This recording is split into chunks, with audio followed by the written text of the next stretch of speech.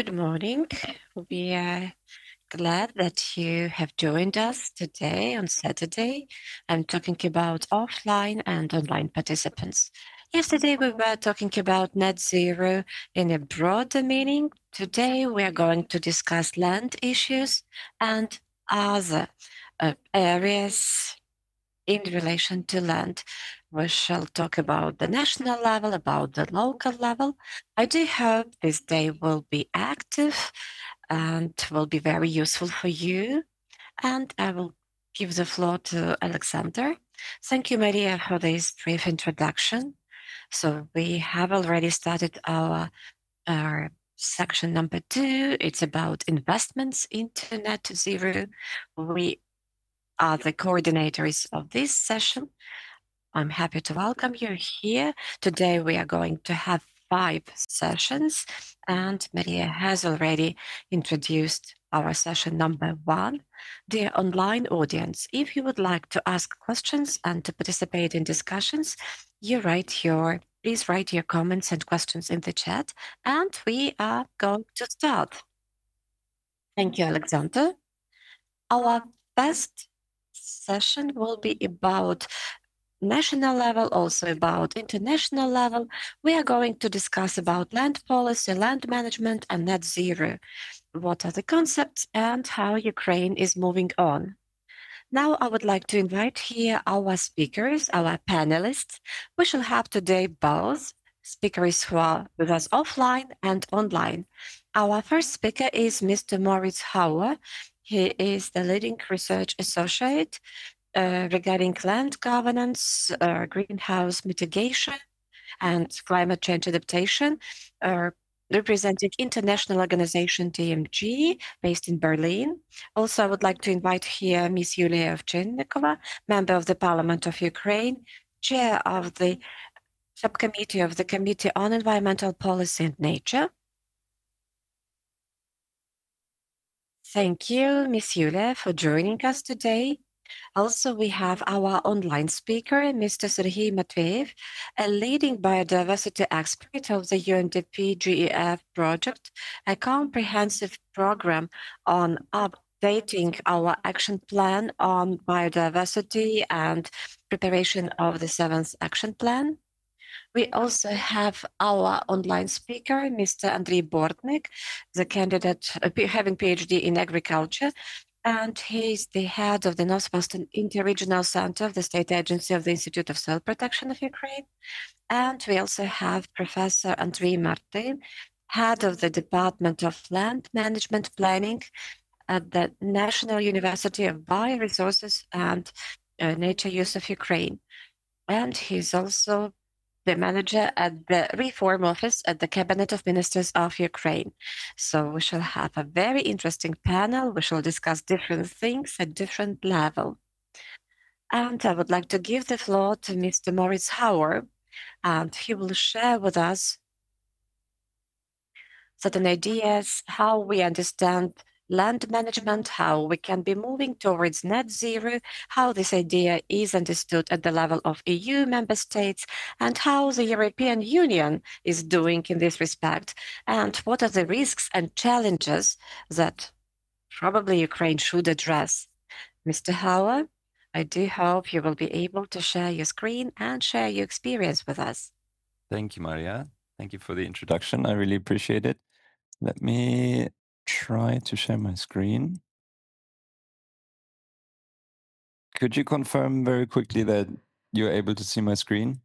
Так, ми бачимо на великій. Fantastic, thank you. Yes, so as per the introduction, I would like to give a little bit of a brief overview of a few concepts and perhaps some of the larger contexts. Everything I will be presenting is based on a publication that TMG Research has, in collaboration with the Robert Bosch Foundation, developed. It looks at net zero and the implications for land demand and land use. It also looks at the implications for land rights in terms of land governance, but this is mostly in an African context. So I will be skipping that portion of the publication for today, and I will focus on the implications for land use and land demands.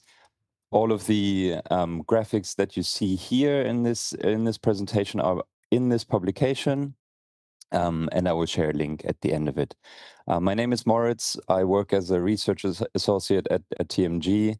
I focus on land governance and climate change mitigation and adaptation, and I'm very happy for the invitation. Thank you to Ukraine from Berlin. Now, let me start with a very basic fact, basically. I know that all of you in your work relate to land in some way. That's very normal. We all depend on land, essentially. So land fulfills many functions for us, right? It is, first of all, our home. It's where our cultural heritage is based. It is where our houses stay. It is where our industry is from. It is where the animals, the food, the water, it all relates to land in some form. So land is the baseline below everything. Now, this, of course, also means that a land is where all of our sustainability, all of our environmental or climate targets relate to. Now, I know that we have a vast amount of land on this planet, but it is also not unlimited. So thinking about how our land-related goals, whether they are directly land-related, such as environmental degradation or land restoration, or whether it is slightly less directly related goals such as carbon storage and removal, all of these in some way or another relate to land. And this is important to keep in mind, even though it's such a basic fact, but sometimes the most basic facts are the ones we tend to forget about a little bit. So it's important to be conscious of the critical role that land plays in all of our lives and for our goals. Now, if we look specifically at climate change and net zero, which is what we're here to talk about, it's always helpful to take a quick look at what are the projections, where we're heading, what needs to happen for net zero to be possible. And here it becomes very clear that we don't have so many options, according to the IPCC, on the future scenarios that we need to follow in order to have a chance of limiting global warming to or below 2 degrees. If you look closely, you probably have already seen that this is, at the current stage, only the shared socioeconomic pathway 1, which is the most sustainability-focused scenario out of the 5. Now, I'm sure I don't need to tell you that this is not the scenario we are currently on. The world is heading for a slightly different trajectory, unfortunately, but all of these different shared socioeconomic pathways, or climate scenarios, you could call them as well, they have different implications on how land is to be used and how we envision land and land demand and land use to shape under each of these scenarios. So let's take a very quick look at 2 of these shared socioeconomic pathways. The first one, the sustainability one, which would limit global warming to 2 degrees or below. And then let's also have a quick look at the second scenario, called the middle road. Here you see two graphics, and there's no need to look at all of the lines. I specifically want to direct your attention to the green line, which represents forest land.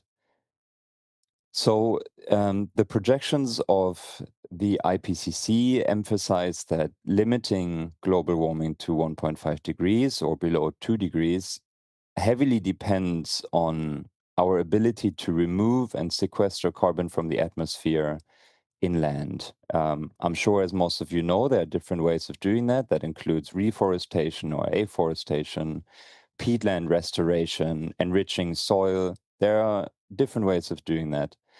And if you look at the projection of the IPCC here, represented in these 2 graphs, you can see that they clearly project an increase in forest land, coupled with a decrease in cropland and pasture land. We will talk about that in a second. Also an increase in bioenergy cropland.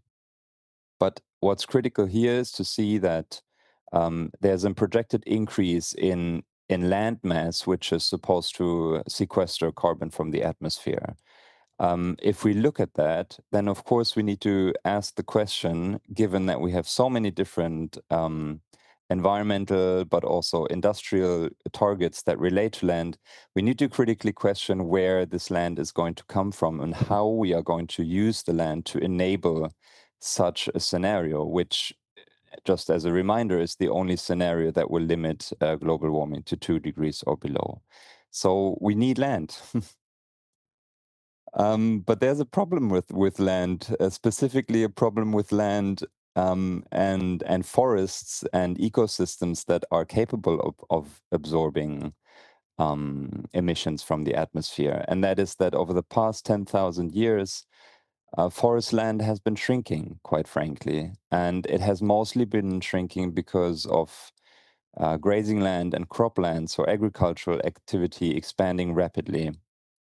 You can see here the dynamic over the past 100 years has been quite significant, and the reduction in forest land, but also the reduction in wild grassland and shrubs, which is perhaps even more striking. And maybe, as some of you know, grasslands are very important sequestering ecosystems of emissions as well.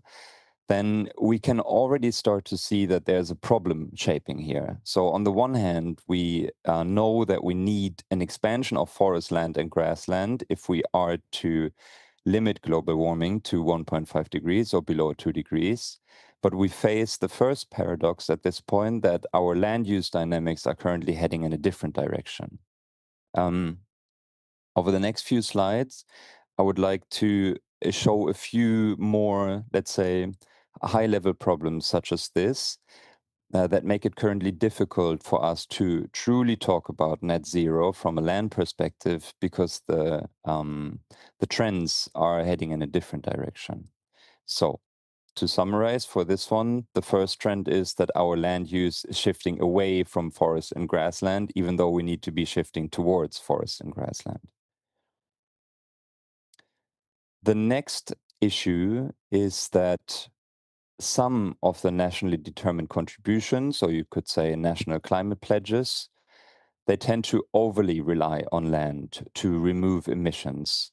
So in the climate plans, they project a heavy use of land to remove carbon from the atmosphere and thereby achieve national climate targets.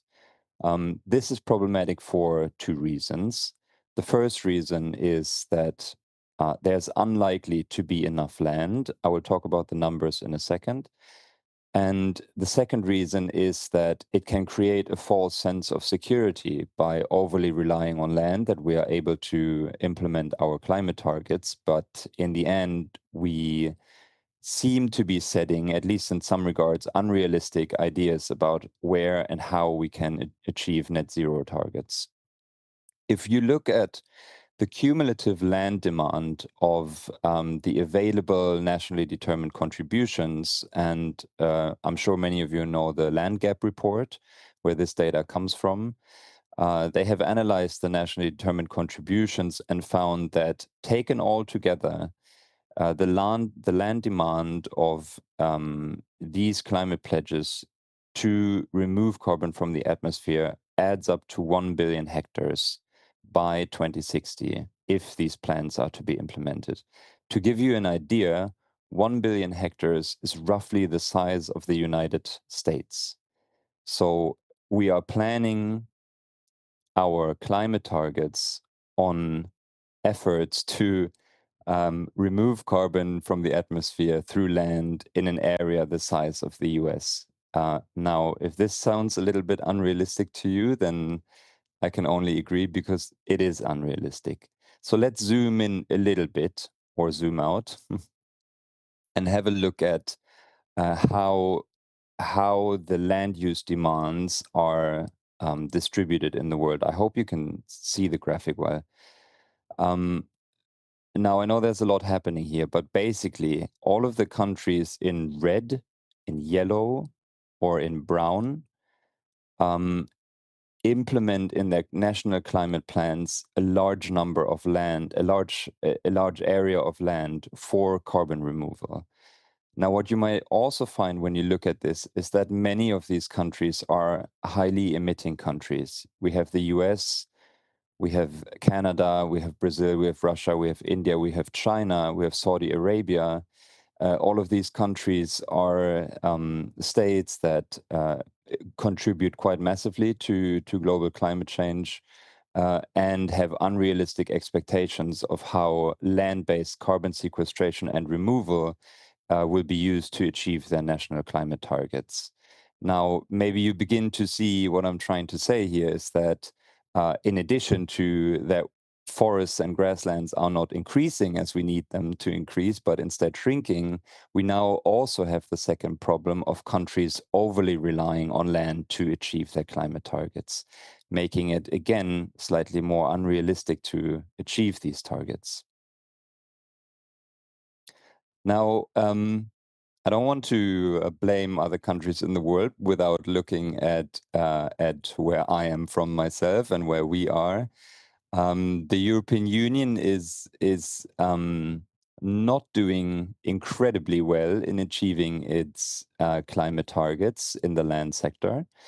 To be fair, it has set a quite ambitious target of 300 million tons of CO2 equivalent to be removed through the land sectors, so different forms of land use.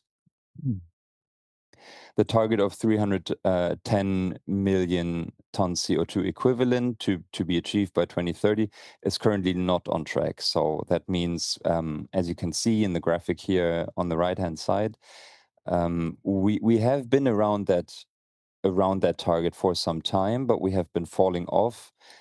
For the European Union, this is specifically related to the agriculture and land use sector, but also, to be fair, the protection of natural land, forest land, and grasslands in the EU must be strengthened if the target of 310 million tons CO2 equivalent carbon removal is to be achieved.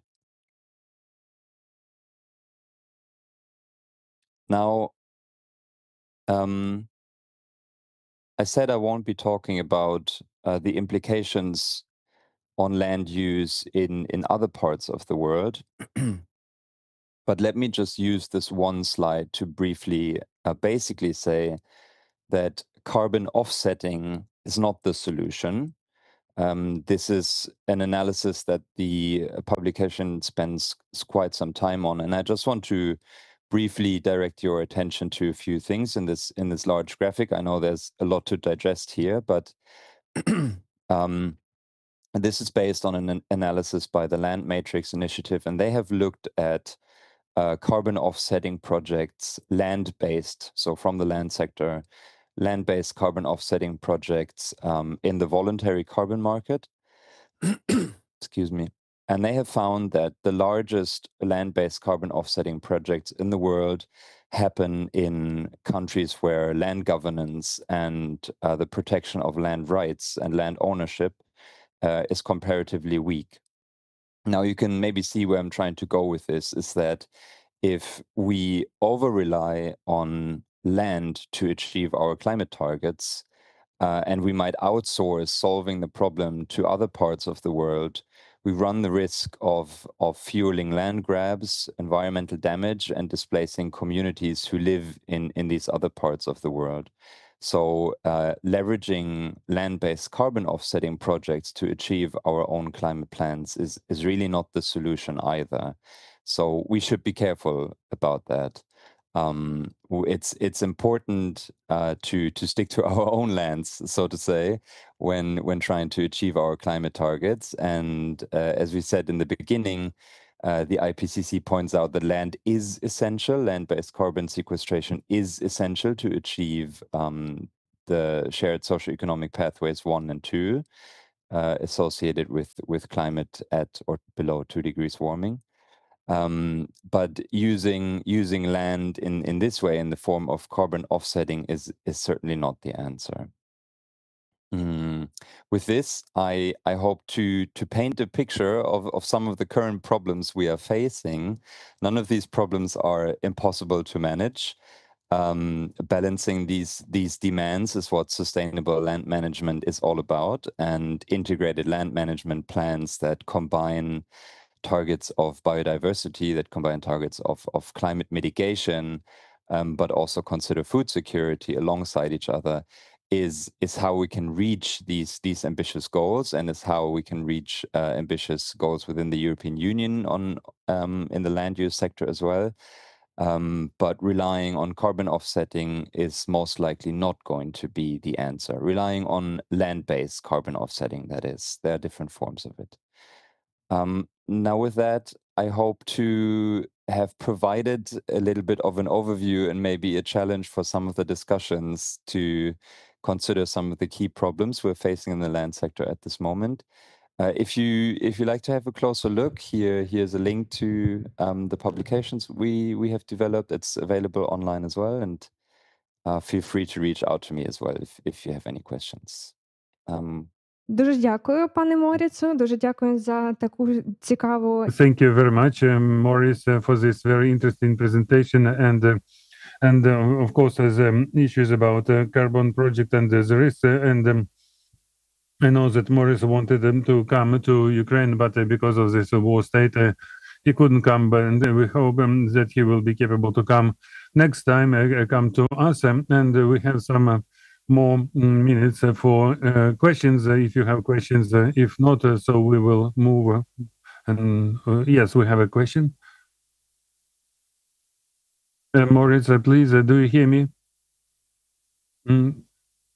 I have a question about this. The last by one slide where there were these national proposals about the forestry from each country.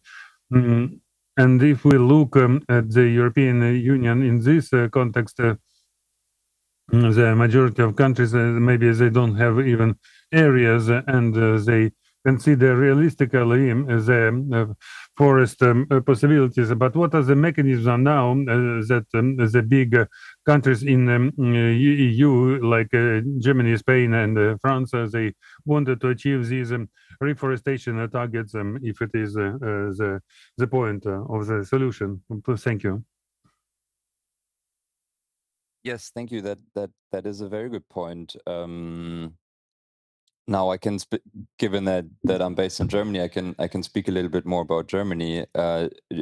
Germany is clearly on path to fail most of its land restoration and nature protection targets. So even though we don't separate these targets as clearly within the EU, Germany would be failing its respective land targets at reconciling and renaturing land area to a degree that would be necessary and in line with carbon sequestration needed to achieve our climate targets. And then maybe let me add one more point, because I think you pointed out Spain, for instance.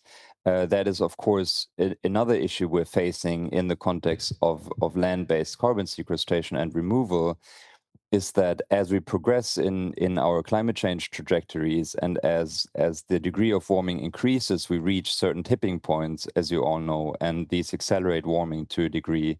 And we know that land is changing, and we can see the wildfires, for instance, in Spain. And so many of our land-based carbon removal methods might become outdated under different scenarios of climate change, which again is, of course, a critical argument to remove emissions at the source as much as we can, right? Because our methods might fail under more critical climate changes.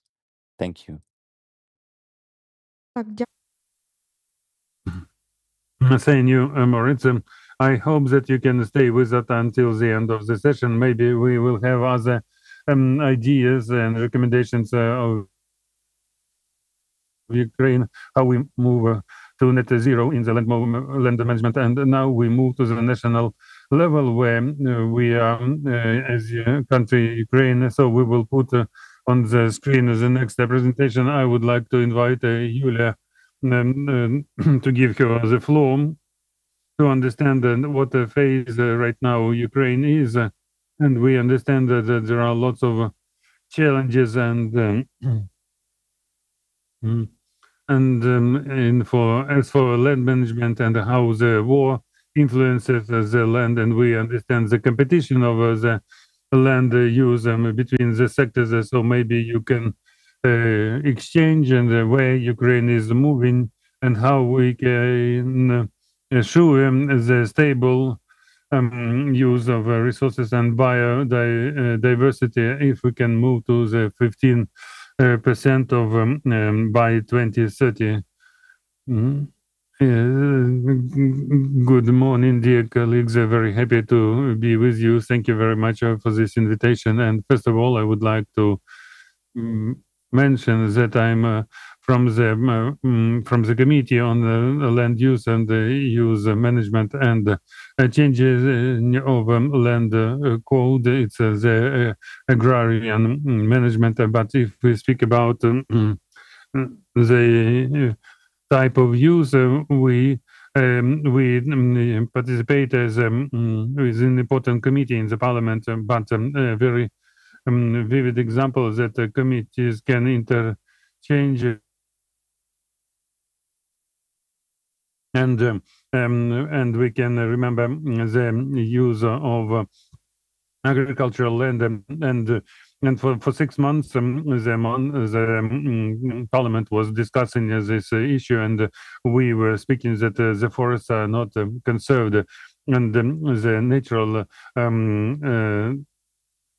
forests are not protected and they didn't have any special status, and this is the point that became very important, and European Union mentioned that this is the example how we can keep the natural forests, and Petro was the developer of this forests and the law on it, but the global point of changes of climate I would like to show on this slide. This is a model of renewal of the second contribution which was developed by the ministry, and we saw very terrible indicators in 2019 when the emissions of the croplands they exceeded the amounts of forest lands, and we see that the situation before the 22 the year of full-scale invasion, and the situation was a bit balanced because the forest cuts were reduced, and we see not because that the cropland was reduced, but the forest started to absorb more.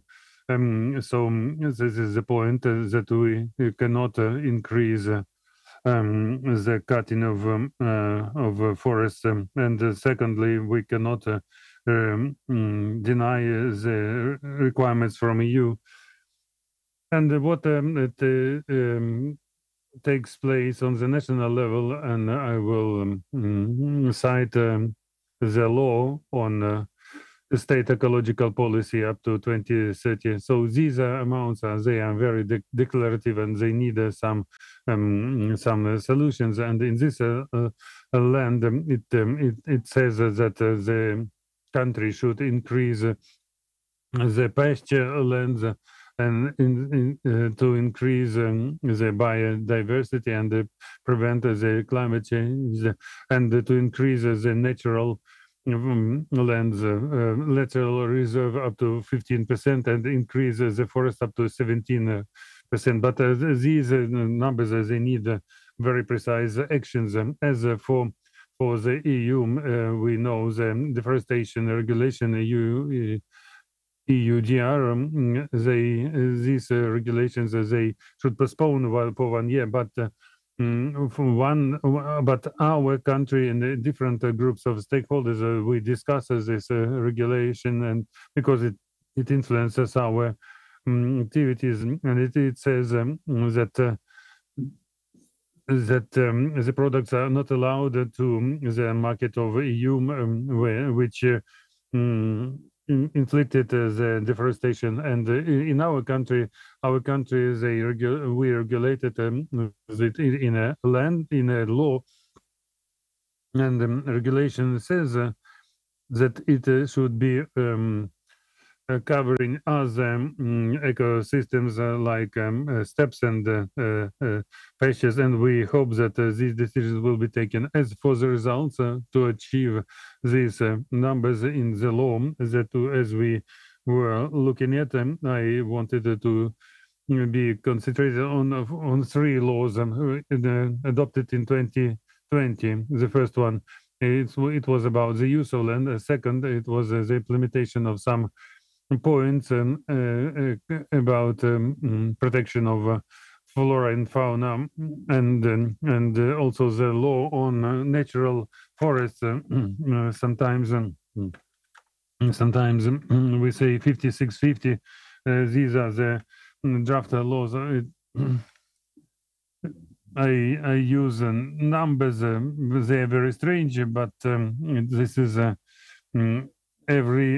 every law can live 10, 15 years. Sometimes the law cannot live even 10 years, but it's a very difficult discussion. But we can concentrate on achieve the results. What was important in 2020? This law introduced the notion of complex development, and through the law, the full-scale war,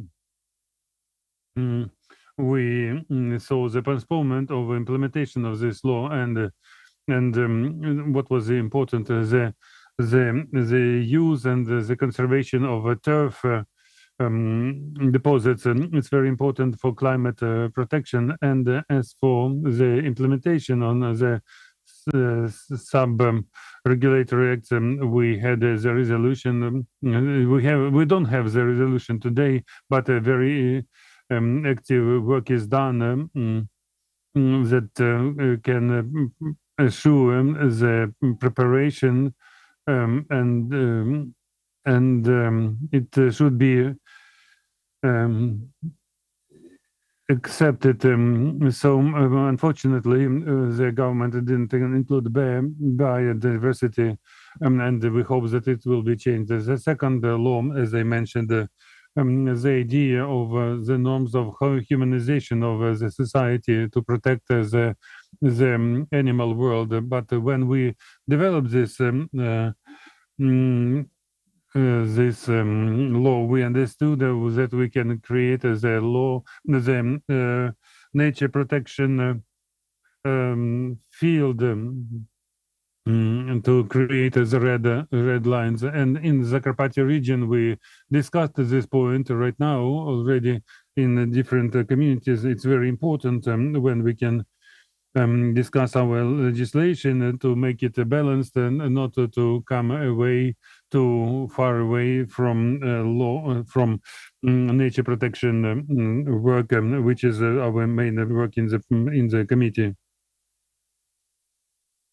We have the resolution and we have the results.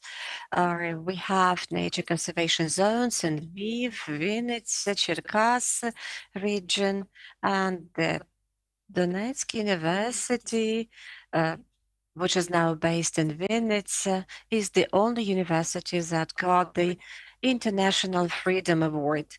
We are happy that we continue our scientific work, and we managed to establish these nature conservation zones. Yesterday, we had a meeting in Lviv Regional Administration on preservation of biodiversity and expanding the nature conservation zone in Lviv region. And there is also a law on self-seeding forests. We already have a definition of the term. We are happy that we have GIS system for finding such forests, and we cooperate with specialized prosecutor regarding the oversight of the law implementation. And we also established cooperation with the civil society. We have established special dialogue platform, and we invite all the public organizations working on nature issues to discuss important questions. And we also initiate different meetings, and we use these meetings as a tool to promote certain legislation, amendments to the bylaws, and generally we oversight the way the recommendations are implemented. Another important point regarding forest preservation are certain limitations to changing the land use. Also, we have banned afforestation in steppe. We know that steppes are unique ecosystems which we have to preserve, and there is a specific law on this. So these are small practical steps that have been taken. Last year, we had an important international event, the committee hearing. It's also an important tool of our activities. When we do this hearing, we develop recommendations, and after this, we oblige the Cabinet of Ministries and the line ministries to implement these recommendations and report what has been implemented. Yesterday, we got a letter from the ministry, and we will see how these recommendations are implemented. For example, the peatland resolution, biodiversity resolution, and we already plan expansion of the national nature parks and nature reserve funds at the local level. At the same time, it is important that we are planning certain draft laws and bylaws, those I have been talking before.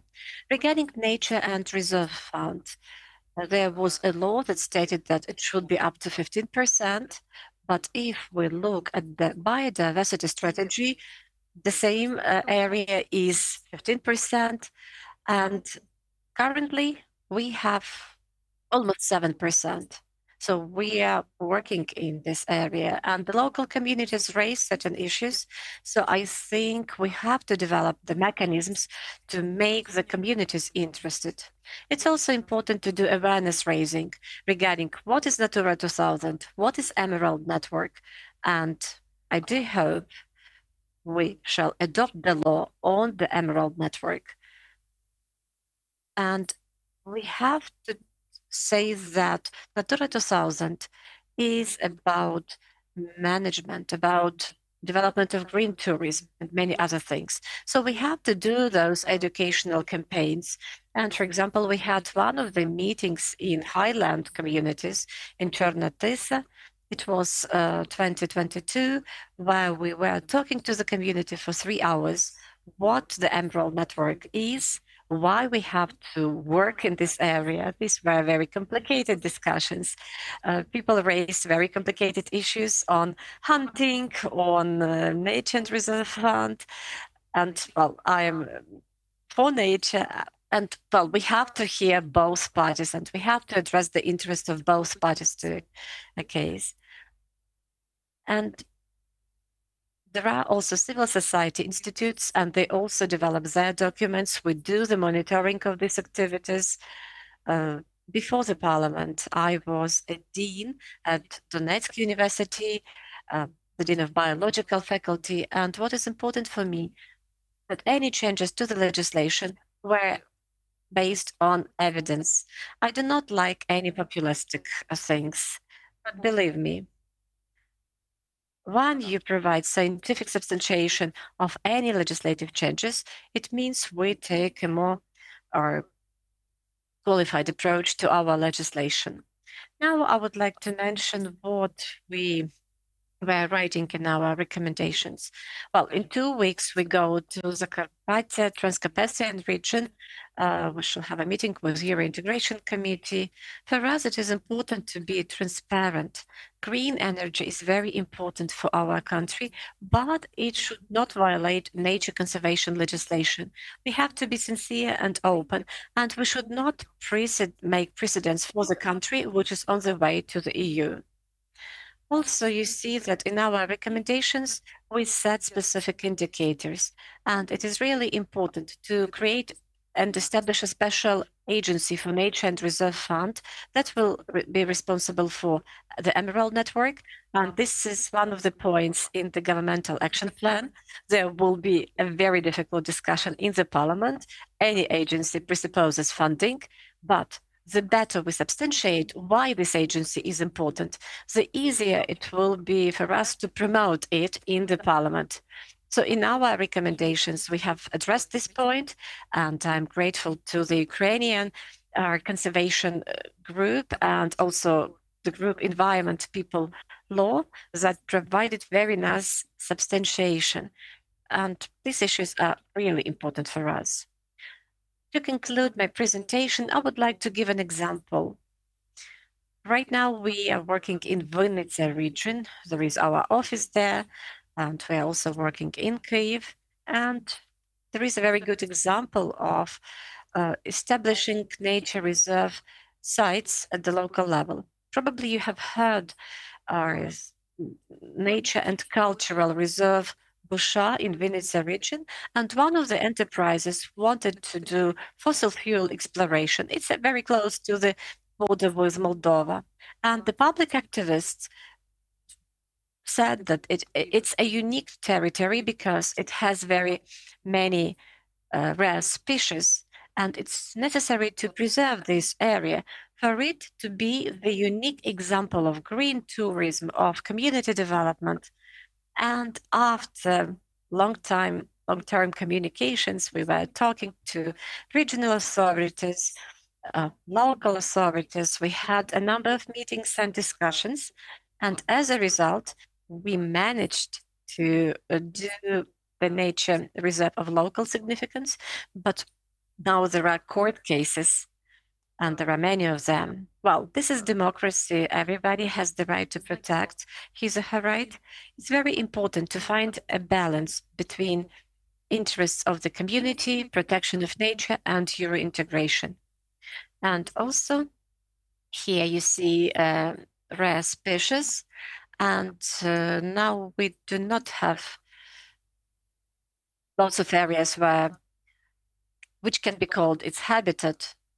And unfortunately, we know that there are lots of animals which are on the verge of extinction, and our country is at war. Every day we are fighting the terrorist country, but we have to think not only about our Euro integration path, but also we have to think about our constitutional right. This is the right for clean and healthy environment. Another example is establishment of the nature reserve, which protects these species, and we are happy that Lviv region also submitted special documents to protect this kind of animal. So any synergy yields good results. We do hope that the step will take further steps, and preservation and sustainable management of land resources will be based on a vision of interest of all the stakeholders. We are doing whatever we can, but good results can be achieved only due to synergetic work. Thank you for the chance to present at your conference.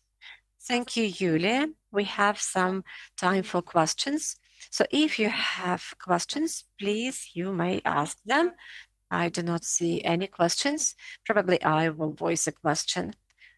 We wanted to invite people from the Ministry of Economy here, and also from the State Geological Register, and well, they said they won't be able to join our symposium, so we have those difficult communication with them.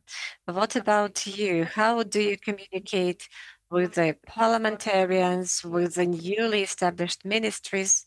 So how are they ready to work on sustainable land use and preservation of biodiversity? Definitely we communicate with them, and we have a line ministry established, and I would like to say that probably we need a special ministry on environment protection, because we have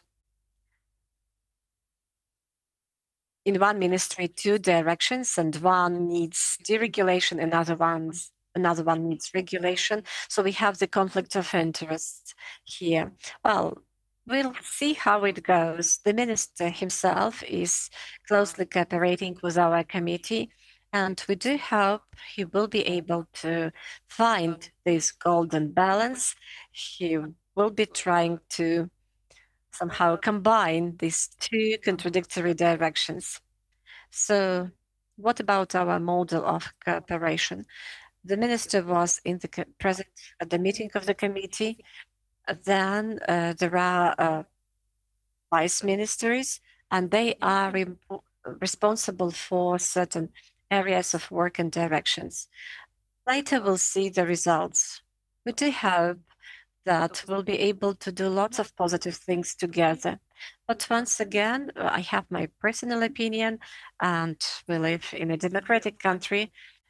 Therefore, everybody has a right to voice his or her own opinion. So I do hope that we'll be able to produce good results.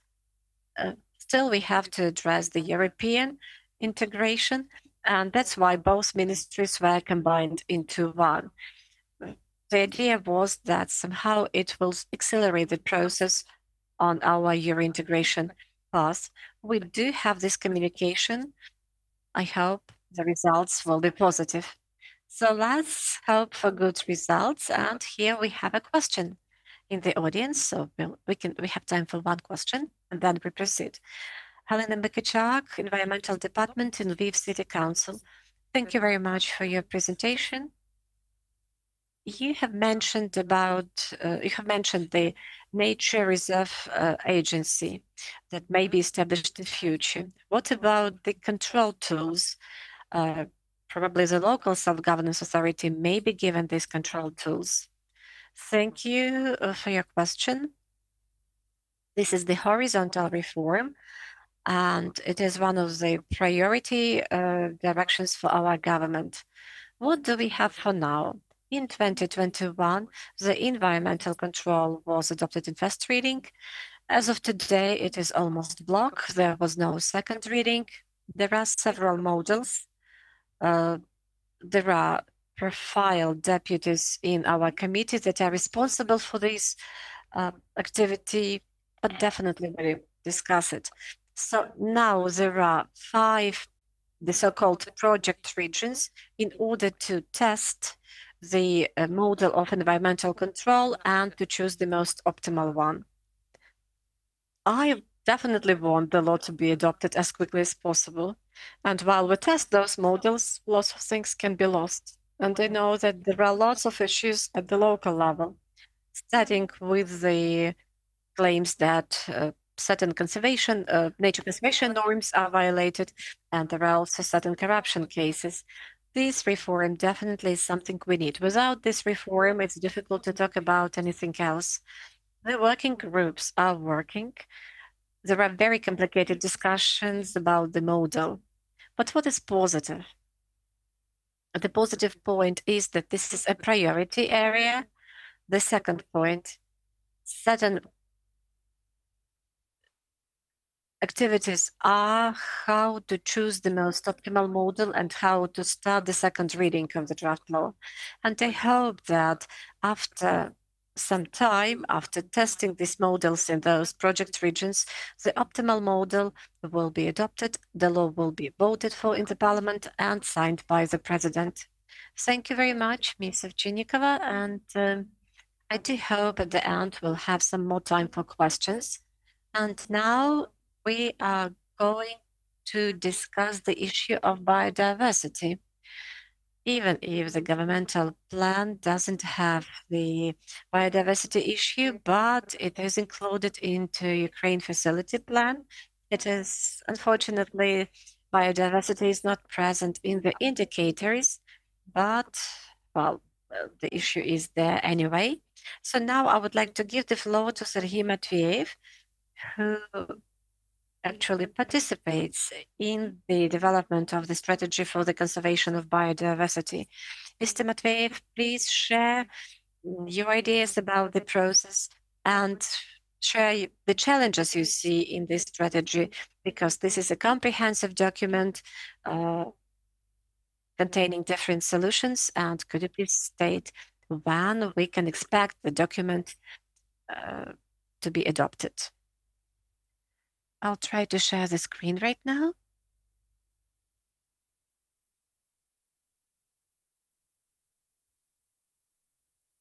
Do you see my screen? But it is not the full screen. Make it full screen, please. Well, with me, it is full screen.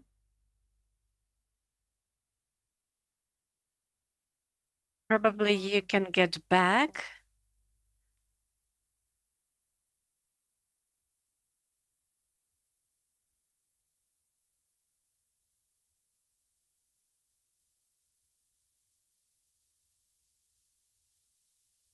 Fine. So I think we can see your screen. So at least like this, it's enough.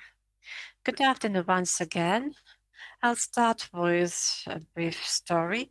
In 2022, at the conference on biodiversity, the special framework program was adopted, our Kunming-Montreal Global Biodiversity Framework.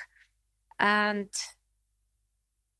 why the framework program was adopted? What was the need for this?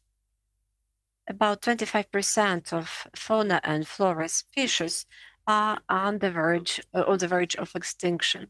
And that means that about 1 million of species of wild animals and plants can disappear in the nearest decade if we do not take any measures to stop the process. And disappearance of species is happening very quickly, and it is much quicker than during the previous period. Therefore, the biosphere undergoes unprecedented changes in all areas. So we lose species, we lose ecosystems. This is some introduction, and therefore this decision was made. The very global program as such has the following vision, where people live in harmony with nature and where the biodiversity will be preserved and there will be benefits for everybody. And the same program has 4 global goals by 2050 and 23 global targets by 2030. The global aim A, the area of natural ecosystems is significantly increased by 2050 and human-induced extinction of threatened species is halted. The second goal. Do you change the slides? Because we do not see that the slides are changing. Yes, I have been switching the slides. Probably you can stop sharing the screen and start it again because the slides are not changing. I'll try to do it once again. Probably you can stop sharing.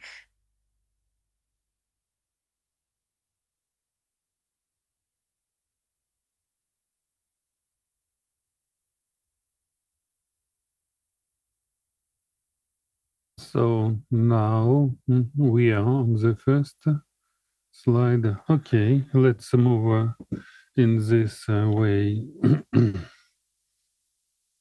I don't know why I was practicing before. So the next target is the just distribution of money, and then next the target is the possibility to use appropriately the tools. So the mechanism should be available for all stakeholders.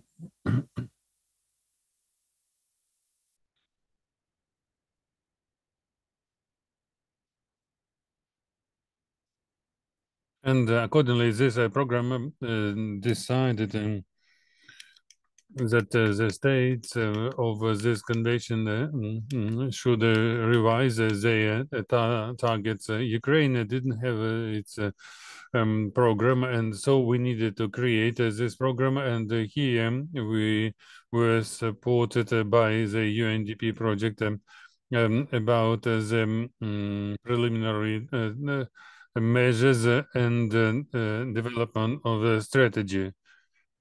And this is the first project was small, and the second was a bigger global project in 69 countries of the world for renewal of the strategies, and including Ukraine. And accordingly, in this project, we started to develop the strategy of biodiversity until 2035. We involved 20 experts who developed the first version. It was transferred to the Ministry of Environment, and there was a working group for the development of the draft strategy and biodiversity, and the working group was democratic, and anybody could enter. There were more than 60 members, and during 8 sessions we considered the draft, and all the members of the group could provide the proposals. These proposals were considered and included into the strategy, and almost the results of the working group was created a new version of a strategy, and this new package of the draft strategy, together with these documents required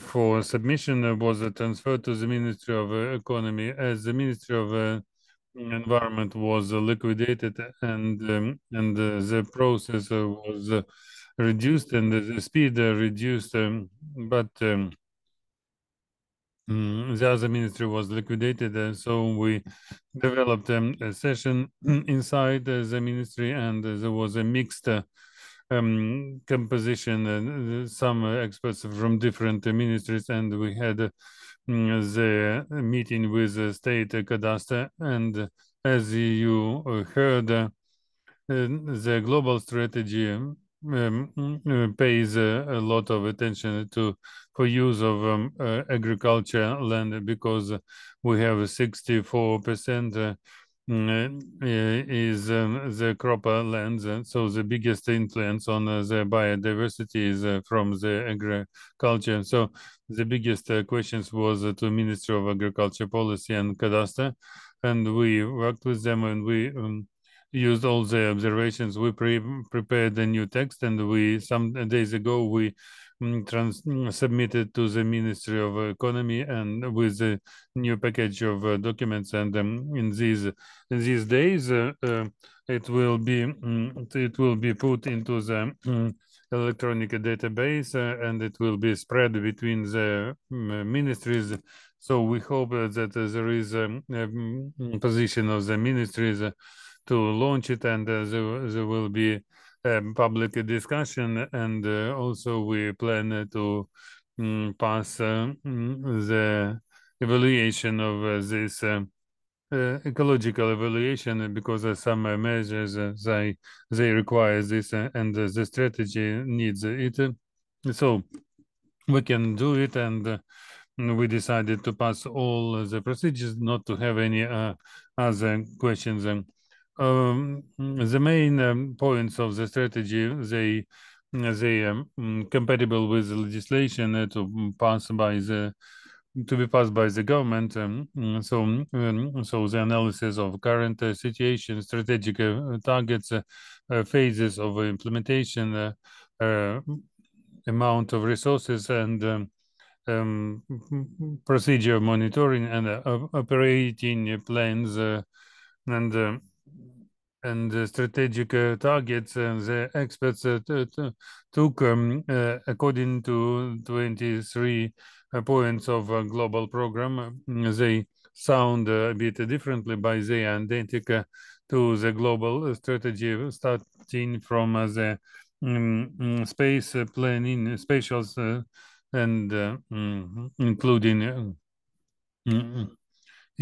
the reduction of pollution, integration, and the policy of biodiversity in all sectors of economy, improvement of potential access to judicial gender equality, and a very difficult program with difficult tasks, and even some experts they couldn't proceed, and we had to change even the experts, and I wanted to point out some strategic goals as for spatial planning, and so the spatial planning for environmental protection, and I took only tasks they should be achieved.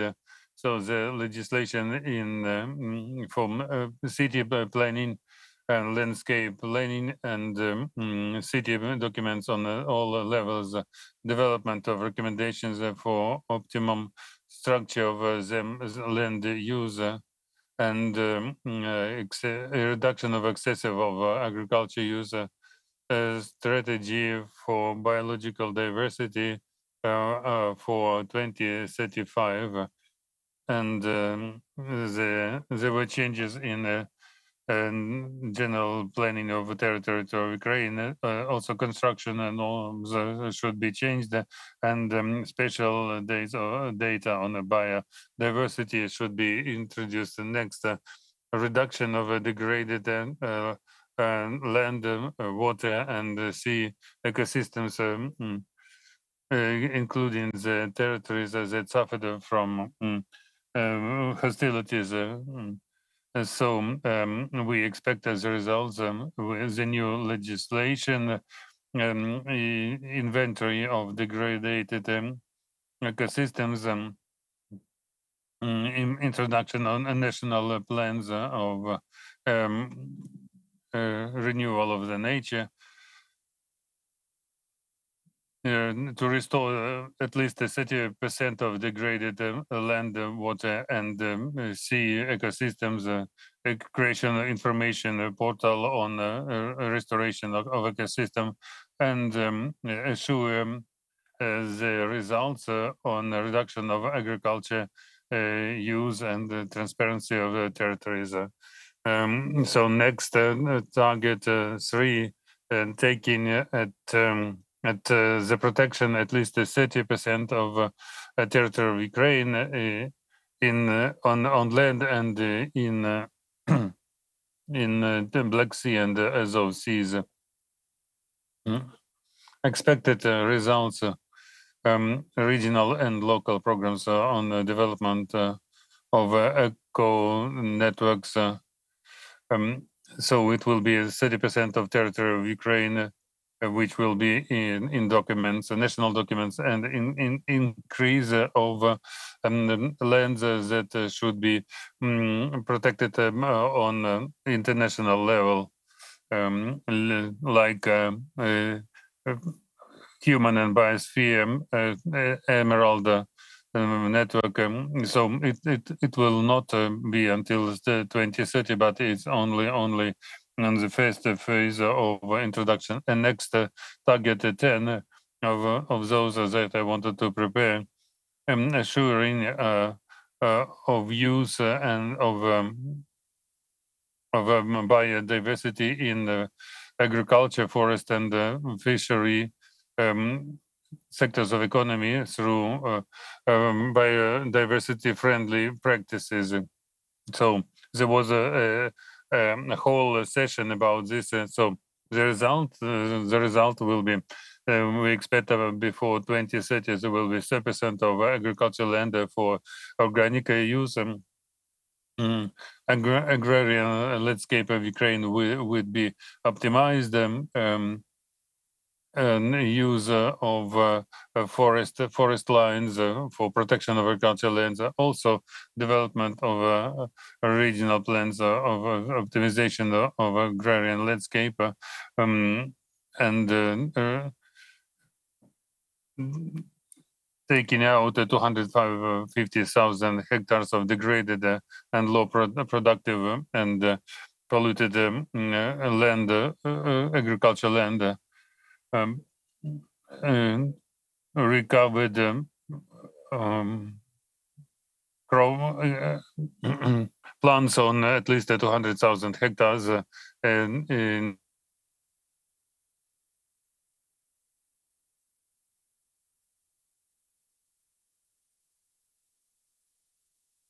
main elements in agrarian landscapes. So these were the results. So the experts who created this strategy, they took other points from other documents they can overlap. So this is in short like this. So we expect that the strategy will go in implementation these days. So the challenge was the strategy by itself as compared to other strategies, and in total it was 200 pages, 90%, 90 pages of text, and plus the images, and there were 70 legislation acts. They should be changed. A very big document, but if it is accepted, when we worked, we expected that the experts will work on maximum, and what we didn't do now is the next composition of Cabinet of Ministers will work, because the plans are to do it by 3 years of scale. Why until 2035? Because we are a bit later, because we just created the strategy right now. So just in short, it will be like this, and the biggest challenge with acceptance of this strategy right now. So we have time by now, but it should be approved by more than 40 authorities, local and national. And this is a global program. It's very diverse and critical. Thank you, Serhiy, for this. And we understood this is a complex document, but for sure, according to the point that we require, a lot of work to accept is one process, but introduce it's something else. We hope that it will move, and by the new ministry as well, we have time for the questions, even from the audience. Yeah. Good morning. I'm Janina Basiska, specialist on circular economy. The question is not about the circular economy, but by the ownership right. I would like to find out on the last slide was removal of 250,000 of hectares of degraded land. What do you mean by taking out? I think that it is about. I think that it will be removal from agricultural use and put it into the pasture land. It's not the point of ownership, but the use of land. We have too much degraded land that actually nothing grows. But they continue to use them to seed. It is not to take out of the private ownership, but for changing of the use. For example, if the owner, if he blocks the land, so if he doesn't use, he doesn't pay the taxes, and if the the land that does not produce anything, he will put it into pastures, and it will be more efficient economically. I have a question to you, Serhiy.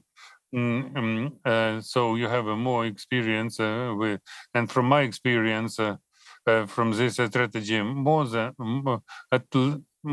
more than 10% will be introduced, and what out of these measures will be the breakthrough measures. We understand that nothing will be fulfilled out of what was planned. Yes, it's so sad. I am also a pessimist. 10% will be even too much. So the task was like this, to write as in maximum. So the program will be up to 2035. So there are more than 300 measures. It's difficult to say.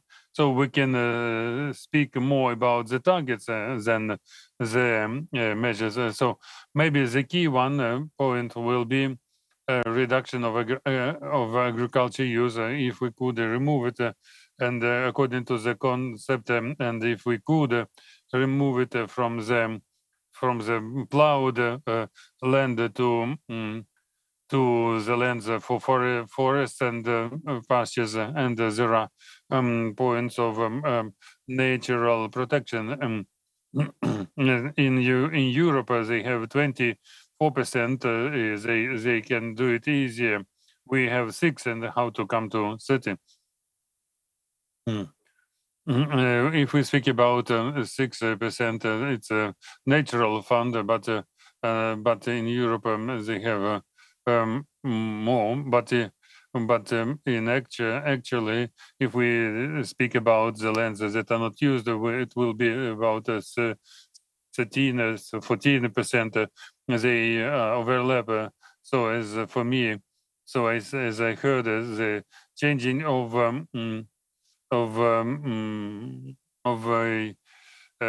purpose of use. So for biodiversity, they need the territory. And if they don't have a place to live, they will not be diverse.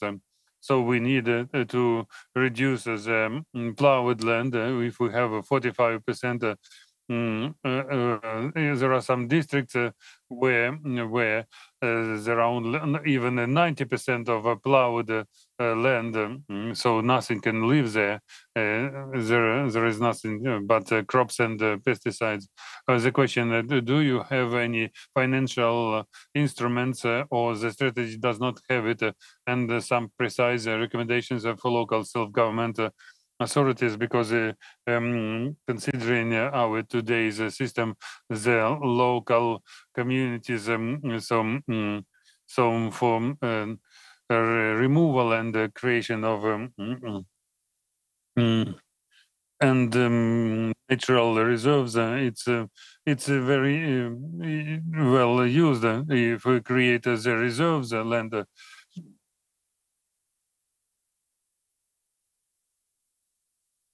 So they will pay more taxes. For example, if we take Transcarpathian Nature Reserve, it was supported with 50 million. Now there will be a huge land tax. Unfortunately, currently the taxation system is such that for the communities, it is actually good to have nature reserves.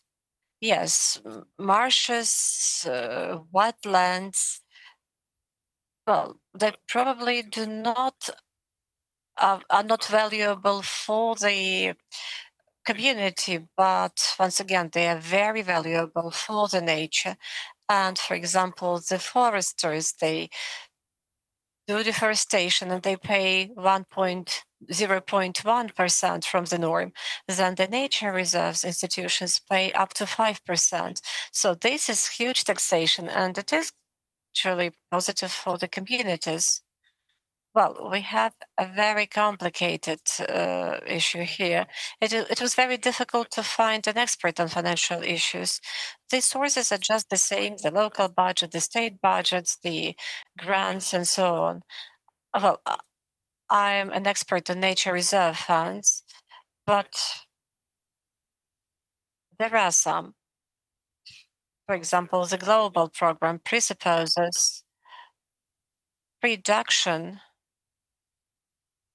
of harmful incentives. We are talking about incentives that destroy biodiversity, that stimulate, for example, destruction of nature. So we have to reduce those incentives. And the second point is financial resources. Definitely, we understand that this is the wartime and it's difficult for the state. But the plus is that there are lots of institutions and donors that are interested in this strategy, and everybody is waiting for the strategy. And people say that we are ready to support this or that measure. So when the strategy is in place, it will be easier for us to work. Thank you very much, Serhiy. Thank you for presenting biodiversity issues and financial tools. Let's hope we'll have some progress here. Now, I would like to get back to our speakers, and I would like to give the floor to Mr. Andrii Bortnik, because we have been talking about the changes of landscapes, and it seems to me you, as the Institute of Soil Protection of Ukraine, you definitely know the current picture on soils. Definitely, you will be talking more about agricultural soils, but also some other ones. So tell us about the prospects for balanced structure of the agricultural landscape. Is it realistic under current conditions? And how is this structure of land use can be improved? Good morning, dear participants. I'm happy to welcome you to this event. And you can use the clicker. I would like to show the current condition of the soils in Ukraine. What are the soils? What is their structure? Our organization is the key organization working in the area, and we have been doing soil monitoring for 55 years all over Ukraine. These data are available since 2011, I mean, in digital form. So this is credible information.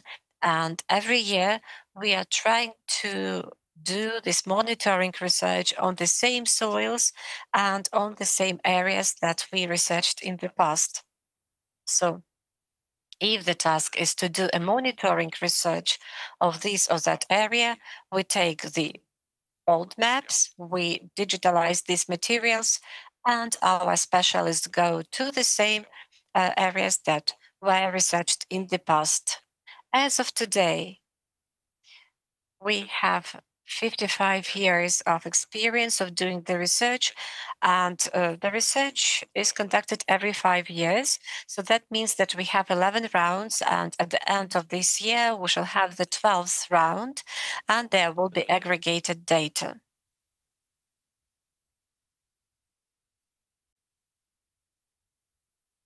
Briefly about the very information program. We studied the field. The field is affiliated to the settlement, then to the region, and so on and so forth. The data are digitalized and they are fully reliable and credible. What are the indicators for digitalization of data? This is humus content. Nitrogen is not included because it is fluctuating. Because, for example, we have been doing the research 3 times a year, in spring, in summer, and in autumn, and nitrogen indicators were different. Therefore, we did not digitalize it. Phosphorus, potassium, and, for example, radioactive pollution are also included. And we highlight the places which are polluted with heavy metals. And also there is a new topic. We also participated in doing research in the combat area, but this is a separate topic. Talking about soil cover reaction.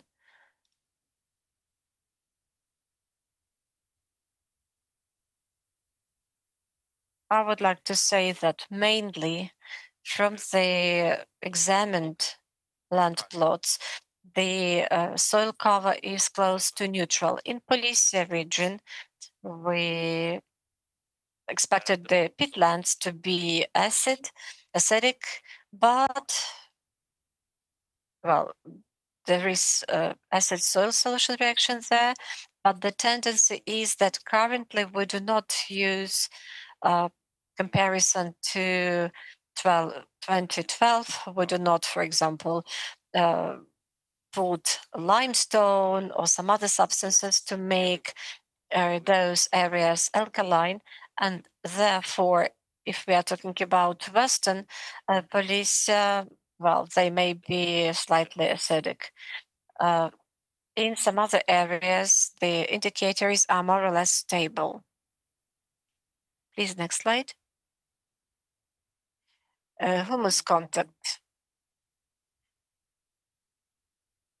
Again, if we compare it to the other rounds, the indicator has changed insignificantly, and we see the tendency, the indicator is decreasing, and I would like to pinpoint Volhynia region. And this is just because we have low content of humus here, up to 2 units.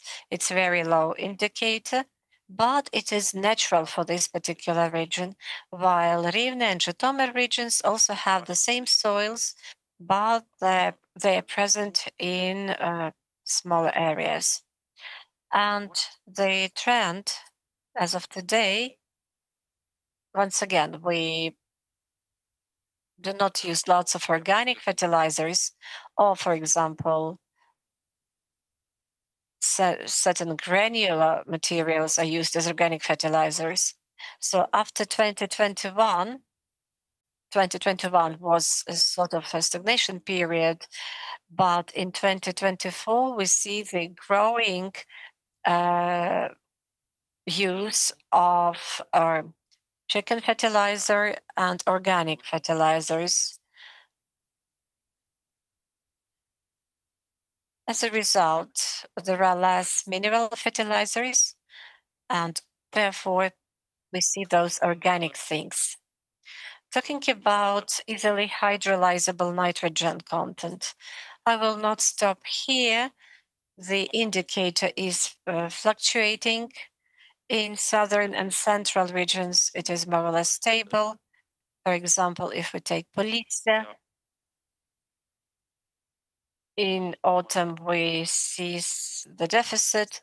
In spring, it is the average indicator, and in summer we also may face some deficit. Phosphorus content. This indicator is stable. Why phosphorus is stable? We have deposits of phosphorus in complicated forms, and with the help of different fertilizers, with the help of microbiological substances, with the application of unconventional substances and increase of nitrogen fertilizers, we transform it into easily accessible forms. So we can actually get it quite easily. It is more or less stable, and in some regions we observe that they do not even put it in the content they probably should. Probably this is because of climate conditions, but these complicated forms became easily accessible for the plants. Potassium, again, there is insignificant trend. It does not decrease, but it is at the level which is satisfactory. Polisia regions, here we have some problems with this indicator. In other regions, the indicator is at the good level in order to preserve the fertility of soils. Definitely to improve harvests, certain increased dose should be introduced, but for average indicators and for the recommended doses, it is enough for the southern and for the central Ukraine, let alone Transcarpathian regions and Polisia, because the soils are really poor there. Microelements content, sulfur. sulfur is introduced by the land user together with sulfur, including mineral fertilizers, but sulfur is in deficit. Boron. It's more or less enough. But again, depending on climate conditions, it may fluctuate. Even the temperature influences its content. So it is introduced into soils, but currently we see the accumulation of boron all over Ukraine and in regions. Coming back to microelements, manganese. Manganese is also enough. I will not talk a lot here. Zinc and copper compounds. Zinc is accumulated in Transcarpathian region, and in other regions it is on the average level. Copper compounds, we have certain anomalies, particularly in Polisia region, where the content is really high and the maximum permissible concentrations are increased, but it is related to the natural reasons to the copper deposits. So there were cases when we take samples and we cannot understand the situation. We thought something was wrong with the device, and it looked like copper was a heavy metal, not a microelement. But we checked the data, we looked at the previous materials, our researchers that dated back to 1990s, and we saw that yes, there were increased indicators in that area. So there was a deposit somewhere there. Talking about heavy metals are difficult in 3 regions. I'm talking about lead and cadmium, and the territories are Mykolaiv, Kherson, Zaporizhia, and probably Odessa regions. In these areas, if we take cadmium, it seems to me in one of those 3 regions, there were 40,000 hectares where the NPCs were increased. In all other areas, everything was within the norm. And even if there are some increases, this is due to inefficient use of our organic fertilizers. We are talking about sediments of wastewaters, which are used by farmers. So everything's fine. We state standards, and the state standards are mentioned the dose, but once again, the production is going on, and we have the sediments analysis, and every city has different numbers for heavy metals content. So we have to think about those heavy metals when we introduce them into fields. Once again, there are special figures in Polisia regions. And once again, I would like to mention another topic, and this topic is now considered in different field trips and field meetings. And there are meetings at the state administration. This is the radiological contamination that happened in 1986, Chernobyl nuclear power station. And in this slide, you see the map, which was before and what we had after. Somebody compares it to Hiroshima and Nagasaki, but it's difficult to compare because these areas are much bigger, and we have cesium and strontium contamination, which is really very heavy. What were the problems here during this monitoring?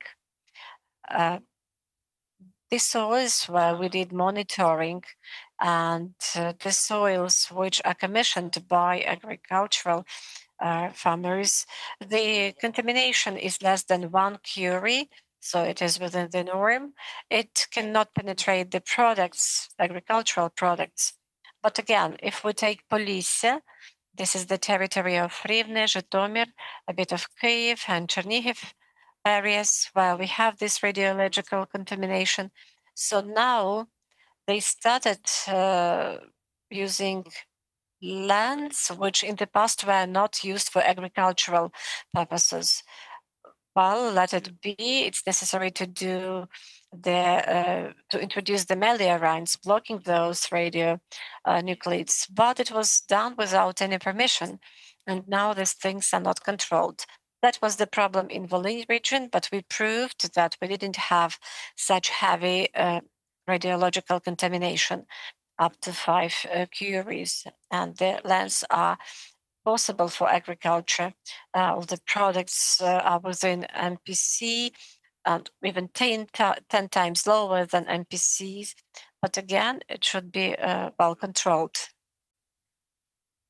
Currently, the lands which were not plowed for 30 years, if we start doing something about them now, they should be under special control. There are not many of such land plots, so we can actually do the examination. We can see what's there. Coming back to our research, here, well, we have a law that dates back to 2022, saying that radioactive contamination over 15 curies is dangerous. And for example, we had the contamination of 1.5 curies, and we, for example, were having milk from those areas. And well, there should be certain control over the products growing in that region. Once again, key elements here are cesium and strontium.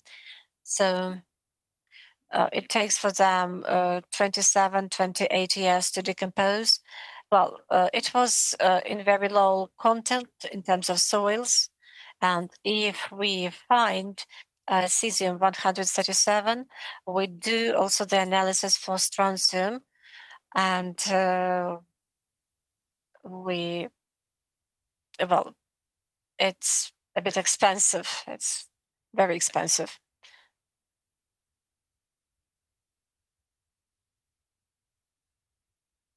And talking about the evaluation of the condition of the agricultural soils, we have the approved methodology developed in cooperation with Sokolovsky Institute that counts the agricultural point of the soil cover, and 25 indicators are used.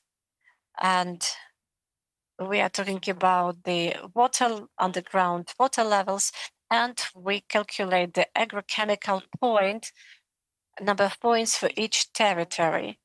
And 55 or 56% is a good fertility indicator for our soils. If the land owners are doing fine, if they introduce in soils those things that should be introduced. I will not talk a lot here. And I would like to mention that our organization is doing the monitoring in combat areas, and these data are a bit outdated. It was at the beginning of war, and we see what are the types of degradation on those soils. We also take soil sampling, and we compare the researchers in Sumy region. We take, for example, the combat area, and we try to find the parallel soils which are similar to agrochemical indicators, and we compare them to those in combat areas. We cannot compare them to MPC, and we take the neighboring areas.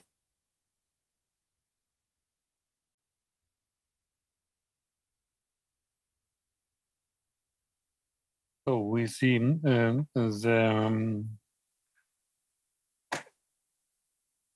the indicators were so different, and so we see that the explosive, we cannot compare them to anything. We don't know how to find the difference, but we find the heavy metals. We have other components in such territories. So these are the heavy metals that we see on different areas.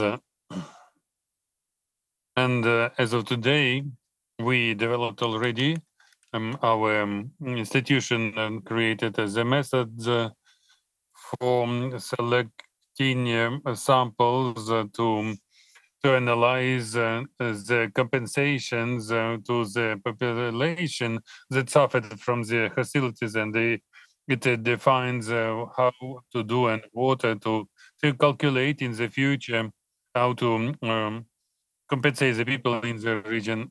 Thank you very much. And Andriy,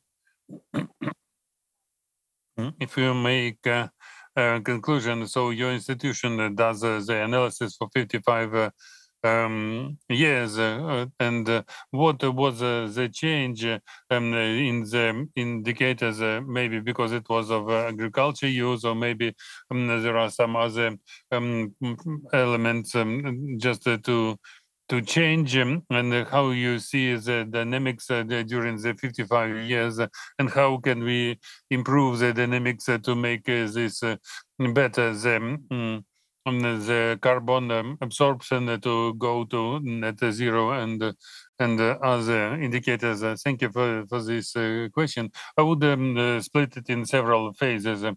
How the soil change. So during the Soviet time, a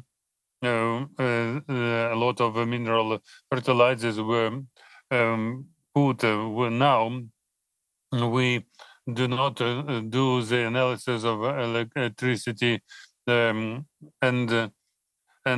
we see the places of pesticide deposits, and it's huge.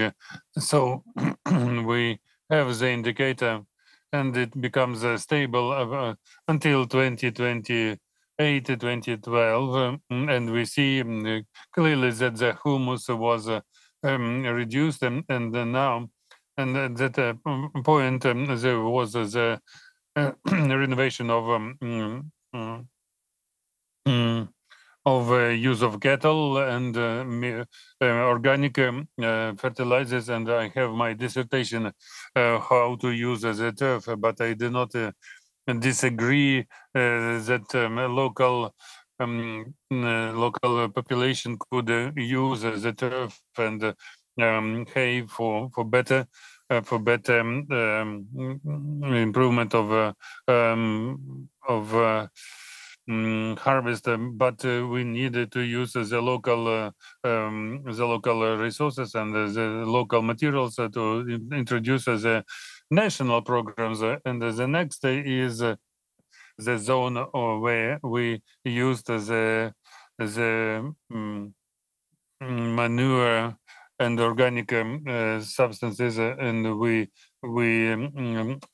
see now that the export potential of the country increases, and the use of fertilizers increases. So we see the salination of soils that increases, and the reduction of organic substance which reduces. And here, and the war increased the cost of mineral fertilizers, and the producers they started to think how to replace it. And the agricultural sector, they know how to count it very well, and they started to use the conservation of this, and for the last 2 years they use very much the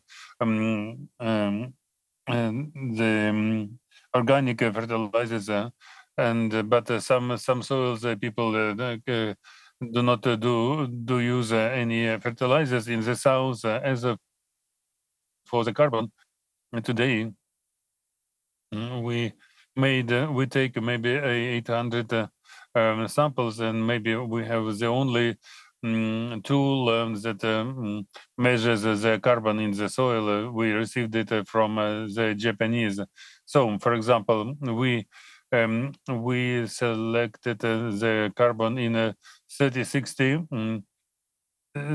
centimeters of soil in torf. We have the carbon 30 milligram per kilogram. In 60, and turf soils, they are 1 million, but black soils, they are 7.5 million hectares, and they have the content of carbon on the surface is 12 up to 18. So this is the carbon is not only in the turf but in the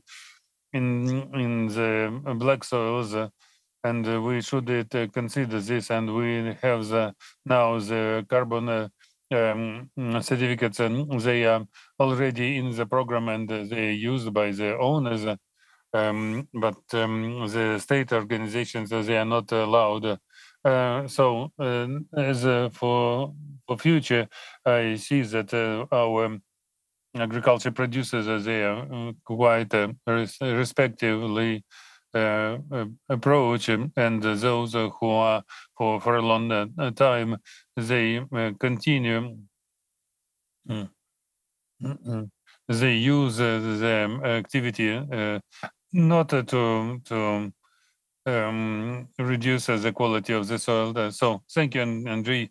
And so we are a bit behind the schedule again.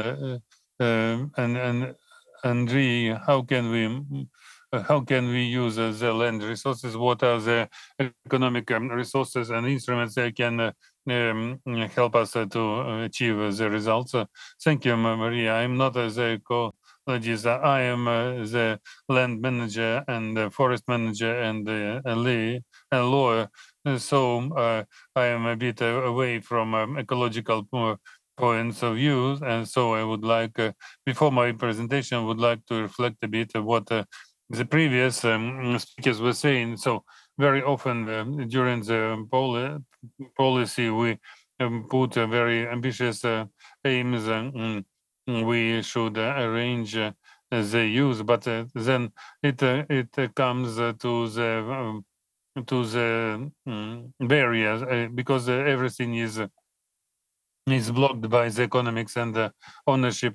So if you don't use for very good instruments that will help us to move immediately, so all of us best targets will be blocked for the decades. So all our wishes should be changed into the change of motivation for agrarians, for owners, so that they move themselves to achieve these aims and goals. In some cases, we needed to reduce the taxes. Sometimes we will have to use the taxpayers' money. So remembering the strategy, I I just loved the phrase that we have a very bad users of land and they don't want to create the natural resources. So they don't want to create the natural resources. And because even if they released from taxes, they will never be capable to use the land, which gives us more profitability. So my presentation in the English, because we have a double language conference, so I always do like this. I speak in Ukrainian and the slides are in English for our colleagues. Today we'll talk about the net zero land take to not to do worse, not to do worse than it is now. So the sense of this notion and strategy of European Union and European Commission to do something that by 2050 we would not take away anymore the agriculture and natural land for urbanization and housing. So in fact, it is in the area of land policy and instruments of land management. So until 2016, when we had the cadastre that counted the land, it's good that it was cancelled, but every year Ukraine lost 40 or 50,000 hectares, which was shifting in the housing and the industrial land. So because it was mostly by the natural deposit users, because every year they use about 50 hectares per year for each land natural or producer. Also, so every day Ukraine loses 100 hectares through urbanization processes. Of course, natural land funds, they are not in these statistics, but even during the Soviet times, it is not visible until now, and so it's so-called corrosion of limits, small by small. Nobody will even look at this now, and since full-scale invasion, this pressure is growing. Formally, it is a fortification, and our armed forces, they use forests for protection, because it is much easier to hide from the enemy.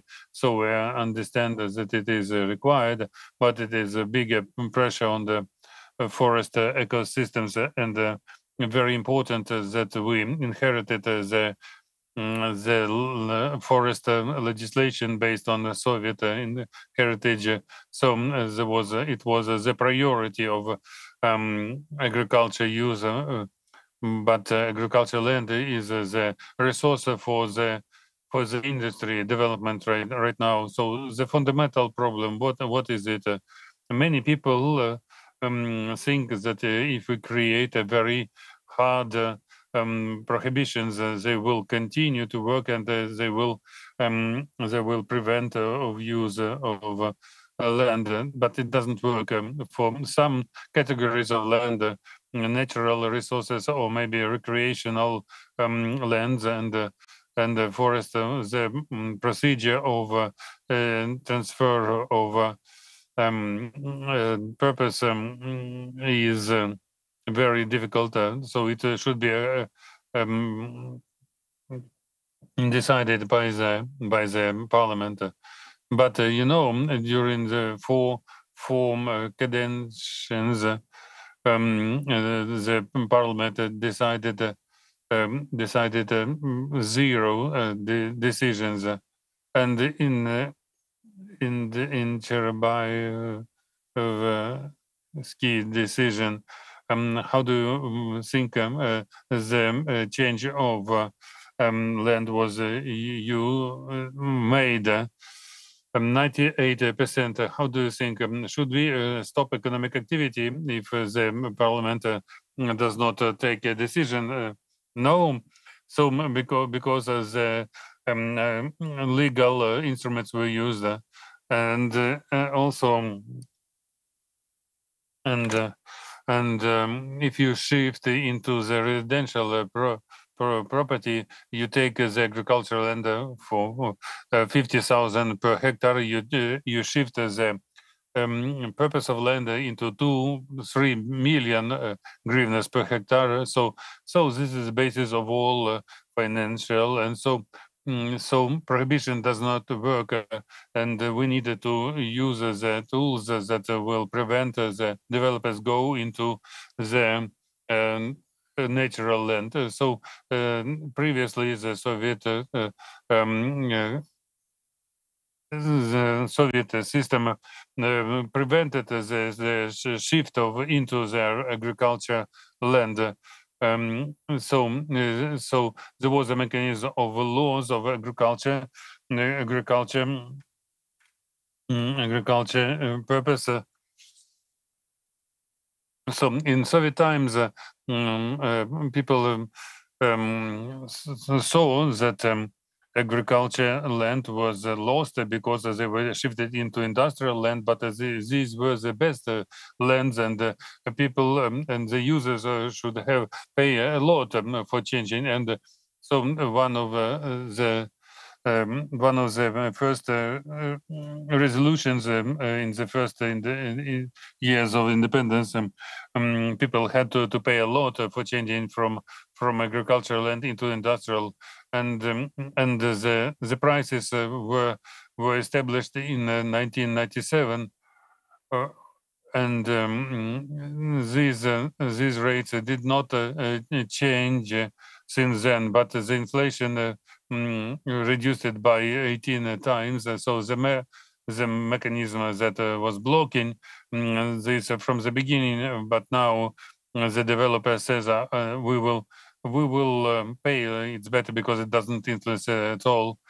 So in 2021, when there was the law on the regulation was adopted, we decided to make a small provocation about land value capture. So we made an interesting formula when you change the property with the purpose. And when you evaluate the change, when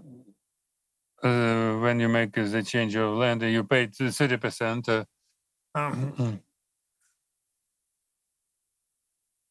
And it was very difficult for the business around Kyiv. And in 2022, the parliament reduced it and cancelled it, and now we have only the loss of forestry, and this one-time payment prevents of reducing the forest land, but we have lots of exclusions. What are our instruments to improve the situation in a certain way? First of all, the main task that we should follow, we should make a transformation of land unprofitable for the purpose for the people who want to do it. It will change the motivation. So the new developer, instead of use of agricultural land, he will go to the old industrial land. So we have a huge number of lands, and people, the owners, they just wait for the business partners. They will come and they will buy their own price in 2008. 2008. And Yuliia was the prime minister, and there was there were changes of in taxes for industrial land, and they increased by 10 times, and the owners they came to the local authorities saying, take our land back because we don't need so much land with payment so much. So the income you get from this, you can send them to improvement of the lands that damaged now. The key point, when we are talking about practical tools that can be used in Ukraine, there are many of them, and they have the entire menu that can be chosen, of tools that can be chosen by our politicians. And for example, there is a very fashionable topic, which is called land value capture, LVC, used in many countries. If you're doing development, the cost of your real estate is growing, and we have local authorities that allowed you to give the agricultural lands for urban development. And as a result, the real estate is growing 10 times or even 100 times. And it's okay if the one who actually allowed this to happen will have some part of it. And it is good for developer anyway. But the money that will be taken from this cost can be used for good things. For example, the easiest thing that can be done is to establish new nature conservation areas. In many European countries, it works like this. I have an acquaintance in Germany, and his parents have a land plot within the urban area, and the municipality wanted to build some utility facilities. So they actually bought that garden. They wanted to actually make it part of the park. So this is something how it can work. One-time payment also works. For example, we have to bring certain lands to agricultural use and ideally for nature reserves, because it will allow us to create such sort of financial barrier. Differentiation of taxes, something very simple. You want to stimulate pre-development, just make high taxes. It will be not profitable to keep the assets which are not used. People go to some other areas because it's difficult to do something to communicate with the owners. So arrange the situation when it won't be advantages for the owners to keep those lands.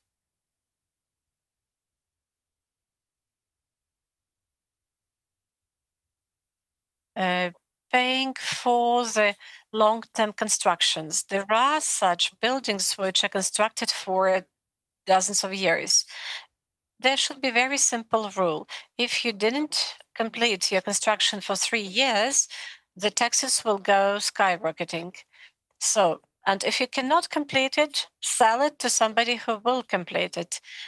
In this case, we will avoid spaces and constructions which are not used. Also, we may sell tickets. It will also be good for self-governance authorities. For example, if we have a strategy and if we say that we shall change targeted use of certain hectares of agricultural lands, and the quota will be put in the auction, and people will buy those quotas, and you will immediately feel the cost of those rights. Well, the local budgets will get the money, and they will like it, definitely, and it will limit the amount of lands, the use of which can be changed, and people will have to pay for this. What can be done with the developments already existing in protected areas? Well, let's say we have something in the protected area, and we say, okay, we stop construction here, and you may probably sell your right to the development in some other areas. And the final point, this is interesting, we have lots of land that can be reclaimed. For example, the mining industry has 150,000 hectares. And we have to reclaim, to recultivate those lands. Logically, the business model is that these areas should have been recultivated, but in practice, well, the mining is there, it was happening, but the moment the mining is not there anymore, there is no recultivation. So let's say if you recultivated the area and brought the lands back to the Nature and Reserve Fund, you can sell your rights to the developer somewhere else. And from the viewpoint of land taking, we'll have zero, because here we got 1 hectare of land and elsewhere we gave it. So we can think about those tools, we can implement them, and practically Ukraine will come closer to the achievement of those goals, because, well, the permissions, the bans won't work, and certain things will be really attractive for the politicians, for the local self-governance. So if these practical tools are implemented, I do hope we'll be able to achieve something good. Thank you for your attention. Thank you, Andriy. I do hope we have discussed the problems and the tools and financial tools. One question probably, or we may proceed with questions during the coffee break. Mr. Andriy, could you please tell us how you evaluate the impact of alternative sources of energy on the loss of agricultural lands? Well, currently, these sources of energy occupy about 50,000 hectares, so it doesn't need that much land. We have big solar power stations and wind farms, but in principle, it should be developed. And if you look at the European Commission strategy, so the approach is that in spatial planning, every community has to allocate land plots for alternative energy, because every community is supposed to be neutral. So the amount you consume should be the same as you produce. So the point for alternative energy is that it should be it should be not located in compact places. It should be all over the country. And there are some other problematic issues, and they appear when alternative energy facilities are placed in the areas which perform important ecosystemic functions. So if these functions are not there, I do not think alternative energy will be problematic. Vice versa, it will give the guarantee that apart from all the shelling, we'll have the electricity. We should understand that a normal wind turbine gives 2 or 3 megawatt. If we have 500 wind farms, it replaces 1 energy unit of nuclear power station. So we have to do it anyway, but you have to find good locations when these facilities will not harm nature, and they will be useful and will be able to achieve net zero. And once again, they will be environmentally friendly. Thank you. I do hope we have got some useful information from our panel. Now we shall have the coffee break. You may ask questions there, and we'll get back in 15 minutes. And we shall have our foreign speakers who will tell us about spatial planning at the local level. Thank you.